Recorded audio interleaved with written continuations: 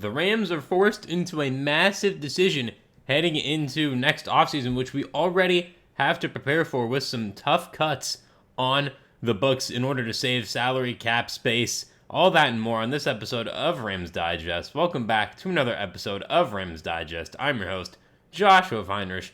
And before we get into today's video, make sure to hit that subscribe button and hit that notification bell. Turn notifications to all so you get notified every day when we here at Rams Digest post. We got you with daily Rams coverage covering all things Rams for the foreseeable future. So make sure to hit that subscribe button right now as we are on the road to 4K by training camp. We are around 250 away right now. So let's make sure to hit that by that July 24th date. And now coming into today's video, something that I as a Rams fan did not expect to see a story from Ramblin' Fan about, but the Rams have a lot of tough decisions to make in this upcoming offseason in 2026, just after this season, especially on the defensive side of the ball, as we will get into right now.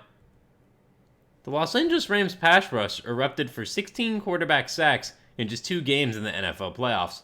Not only was that a jaw-dropping performance unto itself, but it was a type of overwhelmingly successful postseason performance that elevates fans' expectations for the following season.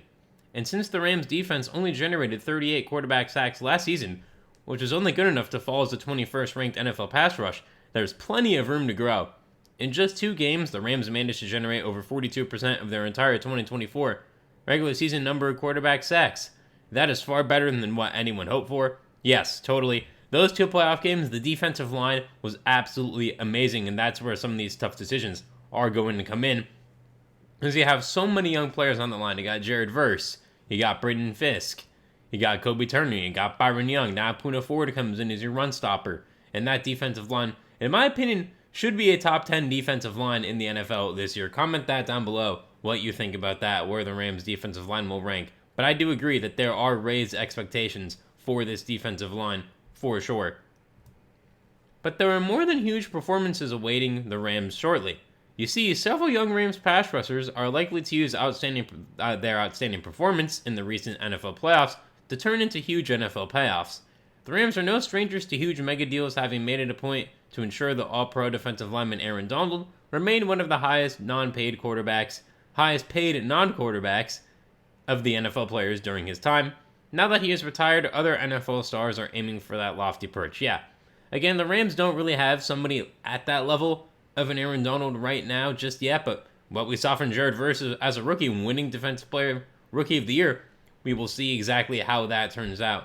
As again, the quote that he got, "Don't be Aaron Donald, be Jared Verse," I think fits him so well. He's just being himself, and he doesn't have to use the same moves, the same style as Aaron Donald. He's doing it himself, and he's doing a really, really good job at it after just his rookie year, and he said it himself that he left 10 sacks out there on the field. So we'll see what he can do in this upcoming season shortly.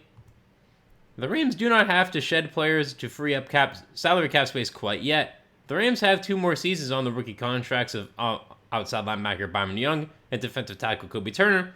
While both players have contributed far beyond expectations of their round 3 selection in the 2023 NFL Draft, neither has elevated their performance level to that of an NFL Pro Bowl or All-Pro just yet. That is true, but we're going to get into some contrast stuff about specifically these 2 players a little bit later, and why those 2 seasons are going to go pretty quickly, and some other wrinkles on the team, and some other key players who are extension eligible as well heading into this upcoming offseason, which will make this a bit more difficult than this article is making it seem right now. But the Rams front office has to keep current contract negotiations that are taking place for TJ Watt, Trey Hendrickson, and Micah Parsons to have a firm idea of what the fair market price of their young stars may become when they're eligible at the end of the 2025 NFL season. Yes, this is a note that I wanted to get into.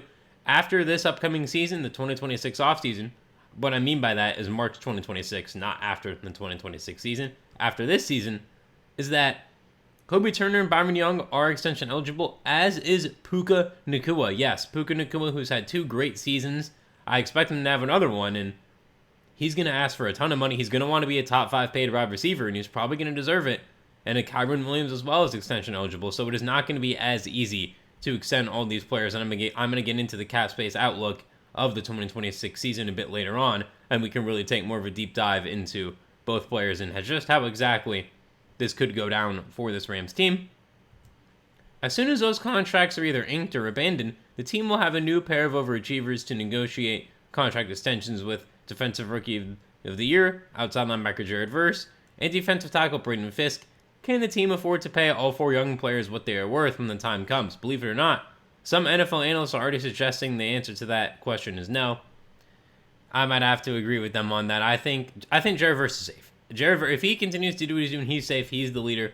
I think Braden Fisk is safe because they were teammates in college, and I think Jared Verse, to keep him happy, is going to want Braden Fisk. I think one of Byron Young or Kobe Turner is going to be let go, and I think that's okay. 3 out of 4 staying, I think, is a win. We'll see what Josiah Stewart can be, Ty Hamilton. And there's always veteran pass rushers on the trade blocker and free agency that the Rams can dabble into. But I do want to go back to a quick note about these other negotiations that are currently going on. Again, TJ Watt. Again, the Steelers are trying to go all in this year, so we'll see what happens. Trey Hendrickson's the one that I don't see happening with the Rams at all.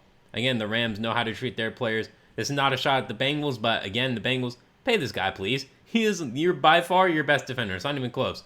If you want to maximize Joe Burrow's prime, which is currently in right now, Jamar Chase's prime. Chase Brown looks like a decent running back for you.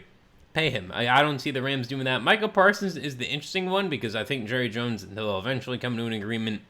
But I think the Rams do a better job at negotiating with their players and making sure both sides are heard than definitely the Bengals and Cowboys. The Steelers, I think, and TJ Watt, they'll find a solution. But the other two, in my opinion, are quite interesting. Comment that down below as well right now.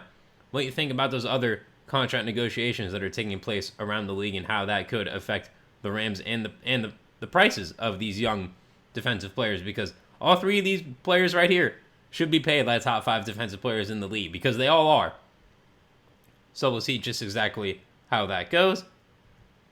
Need a fair way to estimate how long the Rams foresee retaining veteran quarterback Matthew Stafford. By the time outside linebacker Jared Verse is seeking his first mega payday, the team will need to pivot to a far more affordable quarterback on a rookie deal. Since the Rams hold a 5th-year option for Verse, the team can afford Stafford through 2027 before they will need to flip huge sacks of cash from the offense to the defense. That is true, although again, the Puka Nacua extension is going to be a decent chunk of money. It's going to be over $20 million a year. We saw what Jamar Chase just got. He's not going to get that, but it's going to be over $20 million a year. Kyren Williams is going to want similar to that Josh Jacobs level contract and that Aaron Jones level of around that $10 million a year. So those 2 players are going to eat up the offense if the Rams do decide to keep Kyren, because that is a bit up in the air right now. But Puka is safe. No doubt about it. They're keeping Puka. And for the Rams, Stafford, I think he'll just retire after 2027, I'll be honest.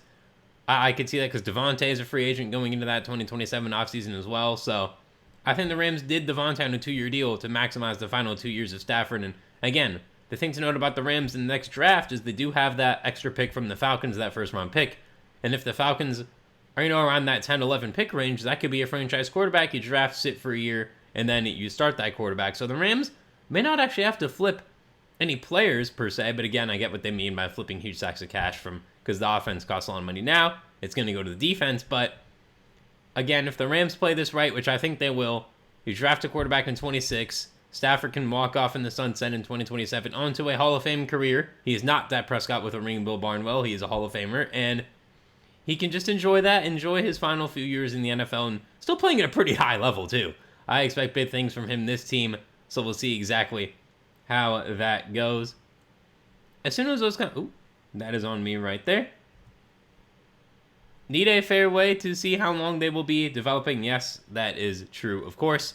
And that is all for that story. Remember, comment that down below what exactly you think about the situation, because it's going to get very interesting. Again, let's go over some more salary cap space for sure. And this is from Over the Cap, when we are going to get into for the 2026 offseason. Again, the total cap liabilities just means total cap spending. $236 million, top 51, $220 million. The team does have $74 million in cap space as of now. This is before any trades or any signings. $74 million. You see the offensive numbers so far, $172 million. Defense at $61 million. The defense is still one of the cheapest in the NFL. And still very, very relatively cheap salaries. And we'll see just exactly what these players end up getting. But going into Byron Young's stats, 13 quarterback hits, 7.5 sacks, 62 tackles, a safety, a pass deflection, and a forced fumble. In 2026, if he does not get to an extension for that season, he'll be making $1.5 million. I mean, that is a steal, and he'll have all the incentive in the world to ball out. And going into Kobe Turner, Byron Young, by the way, is 27. He will be 28 when he hits free agency. Kobe Turner is 26 if they don't go into extension. Kobe Turner, 26. He's 6'2", 297, the edge rusher. Both third-round picks from 2023, by the way. Like this video for the Rams smashing the third round out of the park in the 2023 draft and every draft in general. Again, Kobe Turner, 4 passive passes defensed, 1 forced fumble and a recovery, 8 sacks, 62 tackles, 13 quarterback hits, 10 tackles for loss. Right now, he's going to make $1.24 million this upcoming season. And in 2026, he'll be making $1.48 million. So again, these two players will be on steals of contracts, and we'll see what Puka will get from the Rams, because I do believe he's a Ram. And we'll see if the Rams keep Kyren Williams. I think this is a make-or-break year for Kyren Williams as well. And comment down below what you want the Rams to do about this situation. If they need to trade anybody, should they bring back Kyren, make Kyren walk, or trade him at the trade deadline, or do a sign-and trade if that's possible in the NFL. We see that a lot in the NBA with sign-and trades. I wonder if that's possible in the NFL, if that could happen. And again, can they keep all 4 defensive linemen versus Fisk, Turner, and Young? I think 3 out of 4 would be a steal, so comment that down below as well. Now we have a mini story to get into about Cam Curl potentially being traded from Moneyline Sports, and we're going to get into that right now. How expensive will they be? We'll see. Just keep your eyes on these current negotiations. The Rams must prepare to pay their rising defensive stars soon. Yes, they are, and they're definitely going to have to be on the lookout for that. And now to Cam Curl, a trade candidate in the changing Rams strategic landscape. As the Los Angeles Rams navigate a period of strategic transformation, safety Cameron Curl has emerged as a notable trade candidate. Lorenzo Reyna of Clutch Points highlights Cameron Curl's situation, suggesting that his future with the team is increasingly uncertain. And I agree with this. Cam Kinchins and Jalen McCullough both had better seasons than him last year. Going into his stats, Cam Curl 6'2", 205, still only 26, younger than you might think, so he could have some value.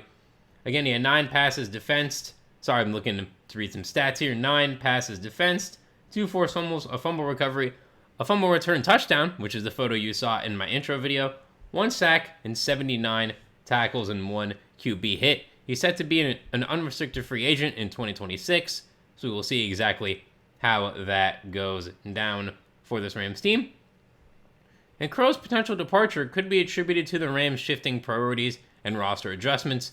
With the franchise looking to recalibrate its approach, the safety position may see changes, making Curl's role in the team's long-term plans ambiguous. Yes, Quentin Lake can be a safety. Josh Wallace as well, or Sean Jolly, these kind of nickel guys as well, can transition over to safety.